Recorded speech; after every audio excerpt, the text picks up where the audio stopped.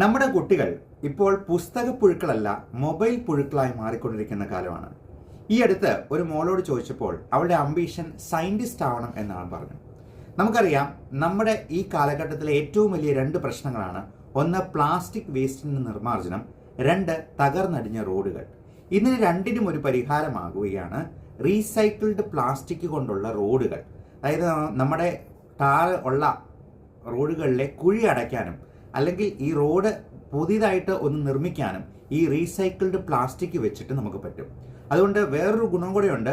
ഈ റോഡുകൾ 3 times കൂടുതൽ ഡ്യൂറേഷൻ, കൂടുതൽ കാലത്തേക്ക് നിലനിൽക്കുമെന്നുള്ളത്. മാത്രമല്ല, വെള്ളം ഇടയ്ക്കുകൂടി നമ്മൾ പാസേജ് ഇട്ട് കഴിഞ്ഞാൽ വെള്ളം താഴേക്ക് വീഴുകയും ആ വാട്ടർ ലോഡ്ജിങ് കപ്പാസിറ്റി ഉപയോഗിച്ച് ഈ വെള്ളത്തെ വേറൊരു പവർ സോഴ്സ് ആയിട്ട് ഉപയോഗിക്കാനും കഴിയും. റബ്ബറൈസ്ഡ് റോഡ് എന്ന് നമ്മൾ കേട്ടിട്ടുണ്ട്. ഇതുപോലെ തന്നെ പ്ലാസ്റ്റിക് വേസ്റ്റിന് നിർമ്മാർജ്ജനവും കൂടെ കമ്പൈൻ ചെയ്ത്